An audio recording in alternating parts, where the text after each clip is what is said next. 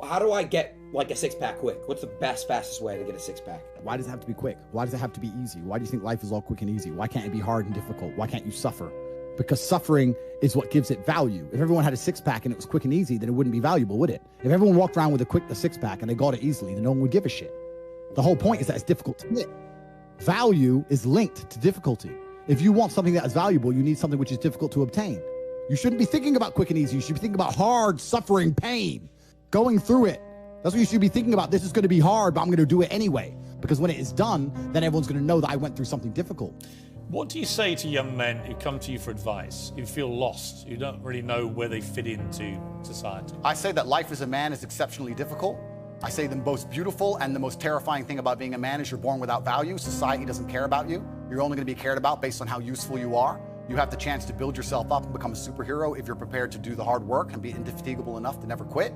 But if you're going to stand around and wait for a handout, nobody's going to ever respect you. You're going to have to be that guy who's been through so much shit that he can wake up and go, this ain't nothing. This ain't nothing compared to back then. This ain't nothing compared to that time. You know, and if you're not going to be that guy, then you're going to always suffer the consequences of not being that guy. For procrastination is nothing more but a declaration to God that you don't respect the time you are given because you believe you'll have more time to do it later. You are not owed later. You've been alive for 20-something years and you don't even matter on the planet. And you're assuming you have a later? Says who? You don't even deserve a later. It's given to you by God's good grace. If you have any kind of honor inside of your heart, if you have any kind of respect for your ancestors, if you have any kind of healthy masculine ego, which you're supposed to have, and you're prepared to do any amount of work it takes to be respected, it's fantastic. That's a good thing. Having an ego you work hard to justify is a superpower. If you want to matter, if you want to argue with us or disagree with us on any subject, then you need to get up and get to work. That's the only answer. And if life is perfect all the time, you don't appreciate anything. I actually think one of the worst lives you can have is a life where everything goes right all of the time. There's no light without dark. There's no sun without rain, no joy without pain. Try and say that you can be a man and you can cry and you can be this. Well, no, not really. You can be a man and feel like crying, but you shouldn't cry because one of the trademarks of masculinity is the ability to control your emotions. When the men were on the Titanic, you think they weren't scared, but they controlled their emotions and they froze to death as men. That is a sign of masculinity. If you lose control to your emotions, then you're not a very good man. People are on socials. They don't know why.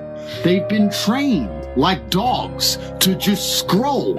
And if they feel any kind of discomfort in their life, any kind of sadness, if they're bored, they just scroll on their phone. They don't sit down and think about it. They don't introspect. They don't reflect. They don't look for the feedback and the lesson in it. They ignore all of it. They walk through life and don't even see the demons, my friend. You need to be an excellent man. It's no longer acceptable for you to just be an average Joe or below average.